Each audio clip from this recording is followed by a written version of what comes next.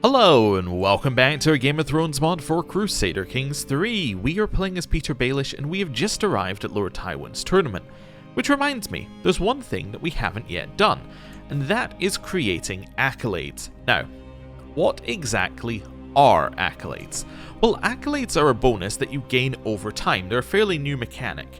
And basically, you give a knight a position, so let's say we're going to make Oswald the first of the Vanguard. We can rename it to whatever in a bit. But let's say we're going to make him that. We're going to give him that position. What will happen is over time, he will get a new resource called Glory. Glory you get for doing various things, usually through events or through participating in tournaments, which is why being at a tournament reminded me. So, he goes off, gets some Glory. Once he gets 100 glory, we get this bonus. Once he gets many more amounts of glory, we get all of these bonuses. So, we get imprisonment chances, more dread per tyranny. This one's actually a little bit kind of underwhelming. But if we go to someone like you see we could get travel safety off of that. That's pretty good. That means that we're going to have less danger events as we travel, making travel a much more interesting prospect for us. It also potentially means that we can save money on travel and potentially put it into other things, like maybe making our travel quicker, allowing us to get to events quicker or to leave later or all sorts of things, which is useful. So that's something that we might want to do. And also, if we have a look here, we have Horus, just to go through the last one, has travel safety, but also has a whole bunch of bonuses for a light cavalry army, which if we were going for light cav, like obviously these bonuses are really, really good, like 60% extra damage. That's incredible. So, we probably want to make these. Now, they actually don't even cost that much. It's 100 prestige. I think that's entirely possible. I think we can do that. You may be thinking as well, okay, so those three people can have it. Why can't other people? Like, why can this guy not be in one of our accolades? The reason is, I believe, that they have to be able to have two attributes, and all the attributes for accolades have specific things, like your prowess has to be 8 or above, and you have to have one of these traits. So, it's probably just that... where am I? Go back to the correct screen here. It's probably that everybody below 8, there's only one knight who's below 8, so there's only one person who's actually a knight, and then the one who's at 8 probably just doesn't have traits that match, like maybe one of his traits has a higher prowess requirement or something similar to that, so he's just, not able to do it.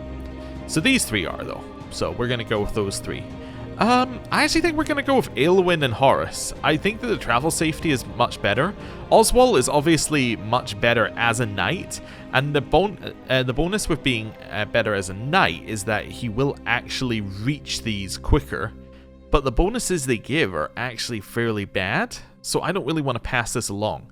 Oh yes, the other thing about these pass along to an inheritor. So once we create one, so say we were going to create this one, he would then have somebody else who can inherit that title at some point, and that person can inherit it with I think they have to have the primary accolade match, and then a secondary accolade can either match or not match, or accolade attribute, I should say.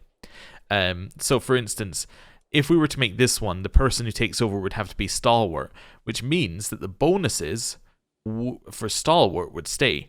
So if we really want those bonuses, we want to make sure that's the primary accolade attribute. And it's the reason why we might not want to put in Oswald, because if we put in Oswald, like either Thug or Marauder has to stay, so he might gain glory, but he's gaining glory towards things that aren't actually that useful for us. So, that's basically what I'm thinking. Let's put in Aelwyn here. Sure. That seems fine. I think Stalwart is the one I want out of here, between Stalwart and Marauder. Yeah, what are we going to call it? The Griffin of Midlor's Fort? I don't know if that's what we want to call it. We could just call it the Griffin. I mean, that would be fine. He doesn't need to be of Midlor's Fort. I think this is fine. Sure, if you think that's a good name, game, I think that's a good name. So. Excuse me? There we go. Right. Don't know why it put that back in, but that's fine. You see, it's got a successor immediately, Horus, who we're actually going to immediately unassign. The reason why Horus was a reasonable successor is because they did also have the they also had the stalwart trait, so therefore could be a successor. I'm going to put him in the second position, the Knight of Grace. I mean, that's fine. If anybody has any that... Oh, interesting. His is actually changed to Scoundrel. Oh, I wonder if you can't have two accolades with the same accolade attribute. That's possible. That gives us Martial per stress level, which is interesting. Mercenary higher cost going down is quite nice. I don't know if I want that one, actually. No, on the second thoughts, I'm going to make you the successor. I think that's fine. And I guess maybe we just need to find a new accolade. Or a new acclaimed knight. Or a new knight who can become a new acclaimed knight by giving him an accolade. We need to find somebody else. Why is Oswald not eligible, by the way, to be... That's weird. Why is Oswald no longer eligible? Huh. I don't know. There's some weirdness with this system. I would say that it's a little bit undercooked, but it's almost there. It's a lot better than it was when it first got there. Right. Let's go and have a look at our tournament, which we are merely spectating. Now, the reason we want to spectate the tournament is because we want to recruit some people. So, let's do that. Do you want to go to the tavern or the village? So this gets us popular opinion. Interactions with inhabitants is interesting. That's kind of the one we're looking at there. Tavern, chance to reduce our stress. I think you can also meet people. Artisans' quarters allow you to get new things. I don't think a lot of them are going to be useful to us because they're mostly prowess based. Potentially a tent camp could be good because I think there are recruitment events there. Don't really need to do the tourney grounds because that's for like actually getting success chance. And the temple I don't really need to do either. So maybe we'll just go to the tavern to start off with. Every dram of my honor, slurs Terence, spilling on himself, belongs with you. Servants try to restrain him, his friends offering excuses. The drunken knight swats them away. Unhand me, damn you all. Lord, free me from my tatty master. My oath is yours, will you have me? Laughter catches in my throat, for Terence is a truly famed knight, granted high honours by his liege, Lord Tyran of Lannisport. The wine wrought foolery could gain me both a great warrior and a vengeful foe. Do I want Terence? Oh. Yeah, it's a small bug. With this interface, if you click on it twice, oh, yeah, it doesn't really show up on the side. Okay, let's try this again. Right, there we go. I wanted to move this to the side, but I guess I can't do that. So his intrigue is fairly good. His prowess is also fairly good. He is lustful, ruthless, callous. He could be okay for us. Yeah, he's not like great in most stats, but like he's fairly good as a knight. Your liege will hear of this, so we can possibly gain some opinion with Lord Tyran. I don't think we need that. Or gain dread. I don't think we need that at all. Or we can safeguard a knight's honor. Gets us a ton of stress. I think we want him. Yeah, Terence, you are now in my court. Did that work? Yes, he's now my courtier. Fantastic. He'll be my knight in a second, I assume. There we go. He immediately got put into a knight position because he has enough prowess to be a knight. Interestingly as well, on this, if you want somebody to be in a position, they have to be a knight. And then if you want them to be an heir, they also have to be a knight.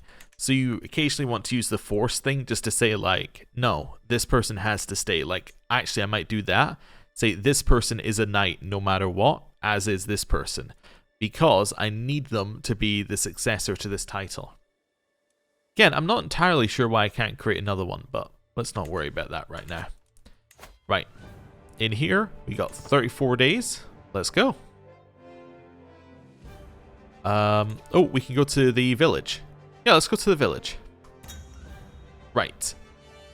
Come all, come see the sly Alton. A colourfully clad man shouts, precariously balancing a dagger on his nose. I also know stories. Perhaps you'd like to hear something cheerful, like the tale of when Amori was acclaimed by Lord Axel as a knight of true distinction, he says while doing a handstand. Or perhaps my lord would rather hear a grim tale, like the one of when Harris's grandmother Ella died of old age. That doesn't sound like a particularly exciting tale. So I can learn of Lord Dennis's lover's secret? Okay. See you juggle. Tell me the cheerful tale. Or grim story will set the tone, or set the right tone. Hostile scheme success chance goes up with that one. Personal scheme success chance goes up here. But you know what? Let's learn his secret. Let's start gathering some secrets. Sure. You withdraws from the joust contest. Yeah, definitely. I can't continue. Yeah, I didn't really want to be part of the joust contest. So I can place a bet. I don't necessarily need to, but we got Walder Frey. We got Leo Lefford. Bonifer Hasty. Tyrek Lannister. Horton Redfort. Gorold Grimm. Robin Morland or Godfrey Lowe. I think Walder is going to win. That's my bet. Let's see. Sabotage. Before the joust contest has even begun, someone has been caught in the act of sabotage. Lord Leo was trying to poison Lord Walder's horse. Oh my lord. Swapping stable feed for tainted batches while the squires slept. Understandably, Lord Tywin has disqualified him from the contest, much to his intended victim's delight. Well, Lord Walder is now his rival, which I'm sure will end well for him. Okay. Quarterfinals are over. Can we talk about how Lord Walder didn't reach the semi-finals despite having his opponent disqualified? Huh. Interesting. Maybe I misread that. Lord Horton and Lord Garibald's bout has been decided. Okay, Horton had more points. Horton is through to the final. Wonderful. And then Godfrey versus Robin. Godfrey is through to the final. Wasted concessions. The contest in front of me is reaching a crescendo, the participants evenly matched. I grip the wooden railing in front of me and yell my appreciation along with the rest of the crowd. Said yell, however, swiftly turns to a strangled cry as I feel something trickling down my spine. Some sort of fluid. Something both hot and cold somehow. I spin on my heel to find myself confronted by Genna, her goblet swishing with the remains of the unidentified drink currently crawling its way down my back. Now then, watch where you're going, she burbles, gesturing accusingly at me with the cup. You should be more careful. So I'd say, how about a bias both another? Okay, she is married to Sir Emmon Frey. Okay. I can say, get this obnoxious witch out of my sight, or you're right, my mistake. Let's bias both another. Sure. Horton and Godfrey are in the finals. And the winner is... somebody, I'm sure. It's Godfrey. Godfrey Lowe. Okay. The person from Dorne. Alright. Cool. That's fine. They get a ton of bonuses, which we don't really care about because we don't get any of those. Right. I'm gonna go to the tavern again. Another round. A great roar of laughter booms from the corner where Lord Alistair, Lord Paramount Mace's vassal, sits. He is surrounded by a group of friends and new acquaintances, other entrants in the upcoming duel contest, all indulging in mead as they trade stories. As you pass, you can't help but consider encouraging this little session. So I can lose 5 to decrease scores and give them a hangover. Okay. This table's tab is on me. Again, it's the same kind of thing. Or enjoy your evening. I'm just going to say enjoy your evening. I don't think we need to spend any money on that. And they already got the hangover without us doing anything. Alright. Let's go to the village. Roisterous revelry. Food and drink is abundant during the tournament, to the delight of the attendees. 3 peasants in particular seem to be sharing what looks like an entire keg of tea. Ah, yes. That is obviously a, you know, thing that you would put in a keg. What you do that for, you fop doodle? One sputters drunkenly, limply throwing a stick at his neighbour. They got drunk off the keg of tea? Alton, I'm sorry. Victim covers his face, deflecting the attack. Help me, Jonas. You're on your own there, William, the last one exclaims, drowning the entire mug in one big gulp. Must be some strong, tea.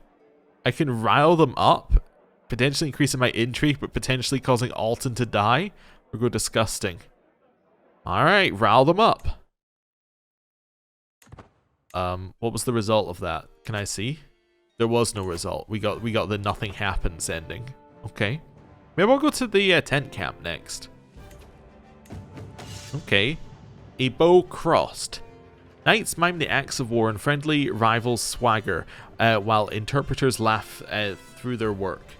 You fingermen have your skills, concedes Lord Aaron of Blood Gulch, but have you ever seen one of these? Could you load one and take aim? The Lord passes me a weapon I have, in fact, seen before, from afar. It's a strong bow placed sideways at the end of an arrow-bearing channel. The stone Dornish use it to pierce armor.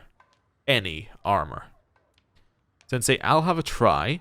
Chance I get open-minded warrior from that. Aylwin is fingerman skill personified, so I can have my steward do it. Now you see, because he happens to be a acclaimed knight, you can actually get glory off of this, which is kind of cool. I could have my finest knight humiliated. Can you spare any knight to teach us, so we could get Doria Fowler into our court? Now she is married, which probably means that she wouldn't stay in our court. So, yeah, I don't think that's worth doing. Or we fingermen need no contraptions, so that gets us a bunch of same culture opinion and potentially some lowered costs. I think we're gonna give Aylwin a chance to try and do this. Did that work? How did it go? Okay, maybe I have to check the activity log. Wait, which way is this going? 12th moon, 1st moon. Yeah, so it should be down here. I guess we got a nothing happens event again. Maybe? I don't know. Yeah, I guess that's what happened. Okay, sure. Right, maybe the best win in the duel contest. So who do we have this time? We have Jantos Korgul of the Wall. We have Eon Royce of Runestone. We have Ormond Ironwood. There's Tyrek Lannister again. Rogar Atwater. John Fossaway of the New Barrow Fossaways. Royce Coldwater and Gior Mormont. Alright. Let's see how this goes. I think we're going for the Mormonts to win. Let's see. Who's got through? Hey! So John, Gior, Rogar, and Ormond got through. Next. John and Ormond has been decided. John is through to the final. Okay. A lucky lass. My gaze drifts over the crowd. The general hubbub flows around me, and all spectators engaged in conversation are geeing up the contestants. All apart from one, I notice. Kira is staring directly at me. Our gazes lock before she immediately breaks eye contact, flitting her eyes around anywhere other than me. Normally I'd be suspicious, but the bitten lip and constant stone glances back to check if I'm still watching tells me something of a different story in this case. So you can say, well, well, well, or I'm here to watch, not to flirt. I'm going to say, well, well, well. Okay. She is, she is very much married, but hey, well, well, well. Let's see where that one leads. Blank is our winner.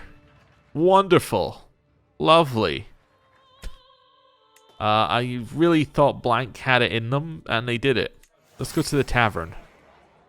Fancy a game. The gloom of the tavern is offset by the crackling of the fire and the ongoing revelry of the carousers. I slip past two particularly rowdy drunks and sit at a nearby table, empty apart from one figure. A fine night, is it not? Alester gestures at the ragged crowd. This is Alester Brightwater. Okay. I barely finish returning my head to its position as Alester whisks a set of dice and cups onto the table. Care for a simple game? A fool could play it. We both roll under the cups, and you guess whether your roll is higher or lower than mine. He smiles, a gambler's glint in his eye. It's 2 out of 3? Sure, why not? First roll. The dice rattle and bounce inside their cups before we both get slammed on the table. I raise the side of the cup closest to me, carefully covering the contents. 18. I scan Alester closely, looking for tells. Is that a slight upward curl of Alester's lip I spy? It's gone almost as soon as it appeared, but the smallest waver can betray the deepest of truths. How many dice are there? I don't know if it told me, I can't remember. If it's 3 dice and we rolled an 18, then ours is higher? We reveal our dice. As the cups disappear, it takes us just a moment to calculate that the numbers were equal. Well then, we'll call that one a draw. Lester's disappointment is plain to see. Next round. The dice rattle in the cups once more. I raise the side of my cup closest to me. The small etchings on the dice reveal the number 5. I rest the cup back on the table and look up. Alester taps his fingers on the table. Is that head tilt to the ceiling a subtle hint? Clearly, he seems to be sitting more upright than before. I think mine is lower. Reveal our dice simultaneously, but it's immediately apparent that a third round will be required. We grab our cups and dice for the final winner-takes-all round. I raise the side of my cup closest to me. The small etchings on the dice reveal the number 9. I rest the cup back on the table and look up. If it's 3 dice, then 9 is not a particularly good roll, so I'm going to go lower. The cups come up for a final time. The small crowd that's gathered around us lean in to see that I am the victor. Alester puts on the bravest face he can muster, but his annoyance is clear to see. He pushes the purses we had wagered over to my side of the table and walks away huffingly, just the right side of politeness. I lean back in my chair, as joyous as I am mentally exhausted. Okay. As happened, I got 90 gold from that, and I get Dice Gambler for 20 years. That's a pretty big bonus for 20 years. Okay. But we do lose 15 gold if we choose the top option, or I can say a taste of victory. I think I will take my money. I don't think I need to buy everyone around. That's fine. Okay, cool. Now we're waiting for the melee. Oh! Succession of the Iron Throne. What happened to King Robert? Was accidentally killed by Lord Jaime the Kingslayer. Oh no! In a tournament duel on the 14th third moon. Wait, they're not even at Tywin's tournament. They went to a different tournament and he died. It must have been the tournament he was hosting because nobody is there anymore. Oh no. That's, yeah, that's definitely a change. My lord, a letter marked with the seal of House Baratheon has arrived from Dragonstone. Raven spread grievous tidings all across the realm. The messenger gives a quick bow and hands me the letter to peruse. King Robert was accidentally killed by Lord Jaime the Kingslayer, ×2, of the Westerlands, in a tournament duel. May he repose in peace. According to the laws of inheritance, Stannis Baratheon has been proclaimed the rightful successor to the 7 kingdoms of the Iron Throne. While some mourn the passing of his grace, word has it some have begun to voice their discontent away from the public eye. Before resuming my task, I wonder for a brief moment, what shall his rule be like? So we have Stannis, who currently has a regent, so that might mean that he was at the tournament, potentially. Is Stannis married? See here. Not currently. And he has no children. Yeah, so he's, his brother Renly is next in line. Interesting. And that now means that Cersei is unmarried.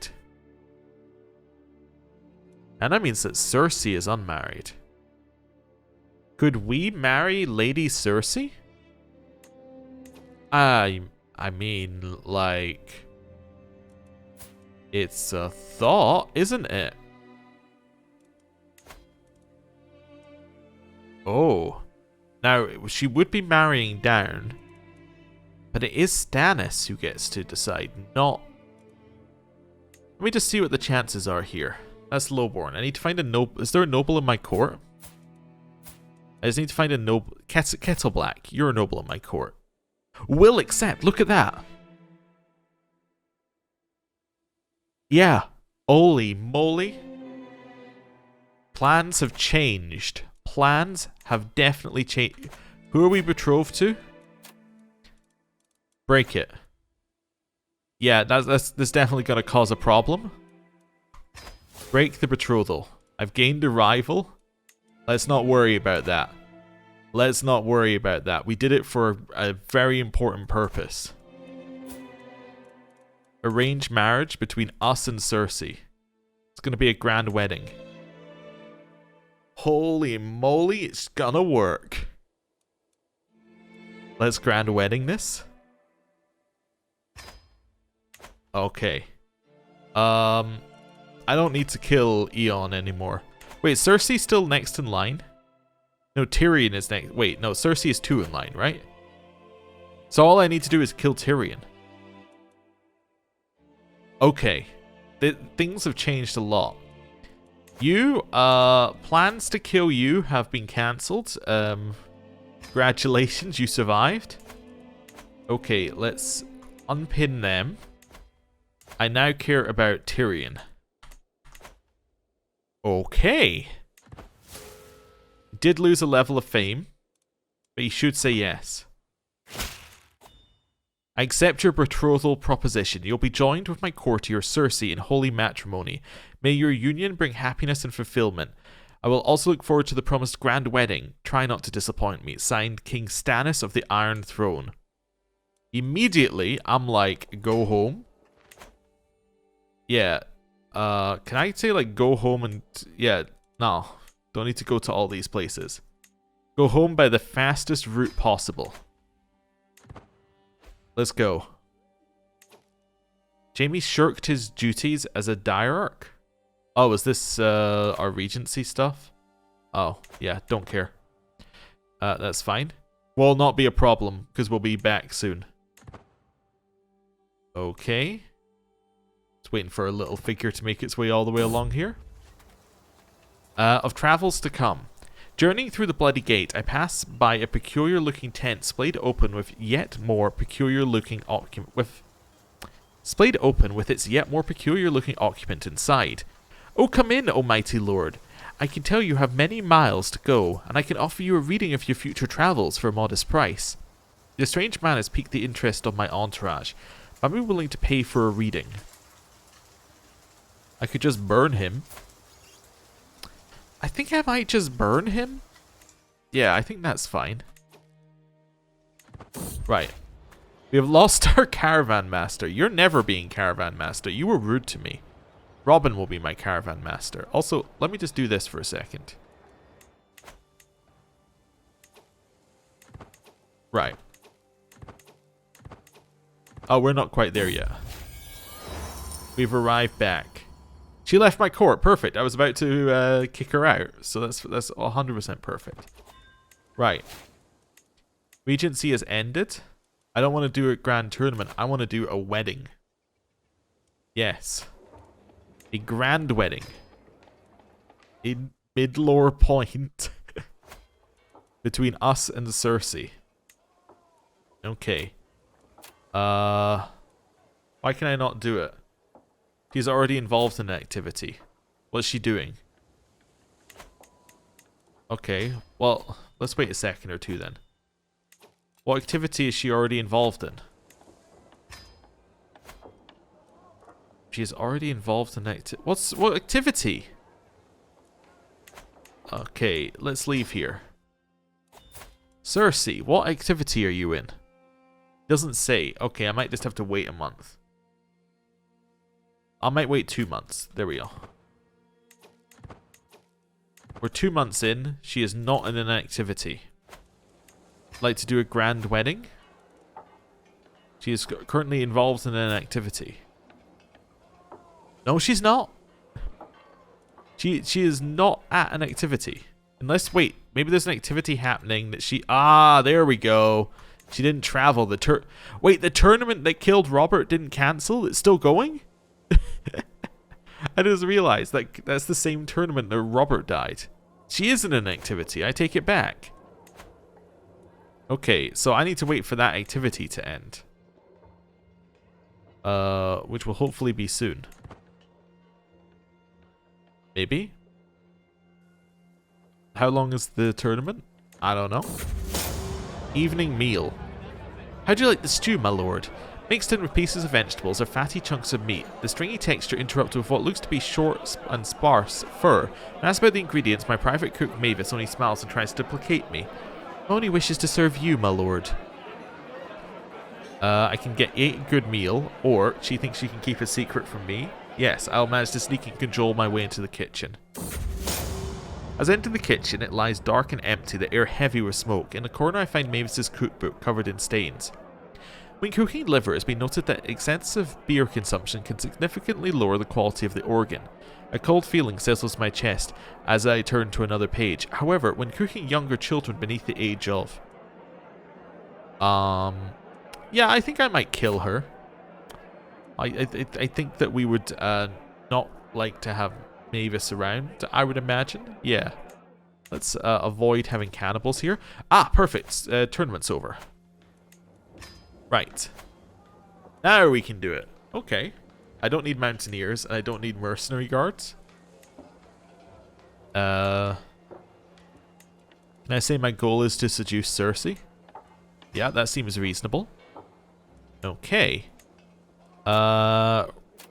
We could go all out for the wedding, I suppose. Yeah, let's go all out. Can other guests? Who am I invited? Here's what I've got. I've got Jantos from the Wall. He's going to say no, but Tywin and Jon Arryn are going to be here. Okay, that's a good list. Can I invite Stannis? No. Extended family? No, I cannot invite Stannis, I don't think. I can invite the High Septim. He would say yes. Alright. You can come. That's fine. Right. Any of these travel options that are worth doing? Cultural ambassador? I don't think so. No, none of these are going to be that useful. Alright. Let us start the wedding. I gained the trait Eager Reveler. Alright. Cool. Let's go. Okay, Stannis is no longer sharing power. That means his tournament literally just ended. Okay. That's fine. And now we wait. The wedding ceremony starts. It always feels amazing when you've been planning something for so long and spent so much money on it and it's finally there. Everything is ready, the decorations are in place, the guests are mingling and servants scurry around with loaded dishes. I'm pacing around in excitement and nervousness when my future spouse Cersei appears radiant in her finest attire. We are ready to begin. And with that, I am going to end the episode there. Thank you very much for watching. I'll see you next time. Goodbye.